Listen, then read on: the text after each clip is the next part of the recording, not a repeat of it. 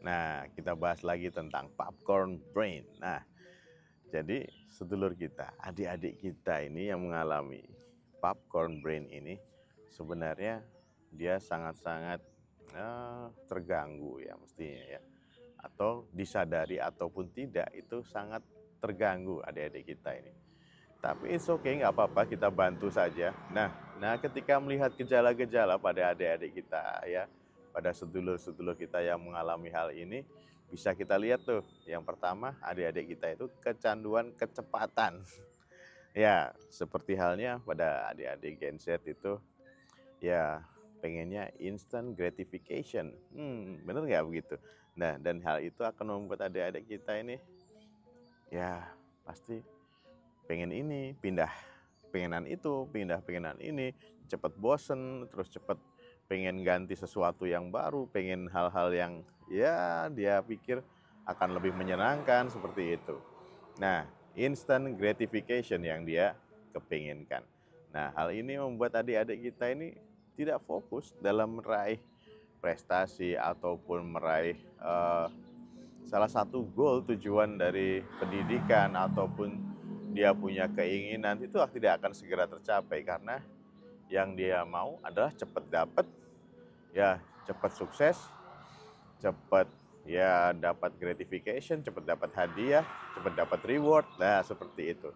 Jadi pengennya cepat. Nah, gitu seluruh ya. Jadi eh, seperti halnya dia scrolling sosial media ataupun apa dia melihat sesuatu yang menyenangkan ketika dia tidak terlalu interest maka dia bosen langsung digeser lagi.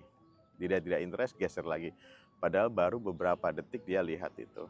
Nah, sebenarnya kalau kita memaknai ketika kita mau melihat satu berita ataupun satu hal yang mau kita lihat, harusnya kita pahami sampai kita benar-benar paham. Tapi adik-adik kita yang mengalami popcorn brain ini pengennya cepet. Nah, pengen lihat yang lain, pengen lihat yang lain. Dan tidak bisa memaknai dengan utuh suatu hal yang dia lihat. Begitu. Nah, makanya karena dia sering scrolling, dapat informasi banyak banget. Nah, begitu. Jadi ketika dapat informasi yang banyak banget itu pasti overload dong informasinya dan seakan-akan dia pinter tapi sebenarnya tidak memahami sebenarnya atau tidak mendalami satu hal.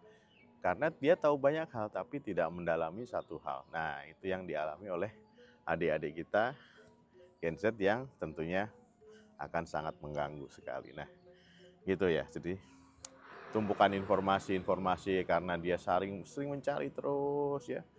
Nah, itu akan membuat dia bingung dan sedikitnya ya kemampuan-kemampuan yang lain yang harusnya diasah, yang harusnya dia bersungguh-sungguh untuk melakukan entah menulis, menggambar, olahraga, dia akan tertutup oleh keinginannya untuk cepat dapat informasi, cepat dapat gratifikasi, cepat dapat sesuatu yang diinginkan. Nah, kebiasaan ini dari adik-adik kita Gen Z seringkali muncul ya gitu ya seluruh. Jadi ganggu banget lah.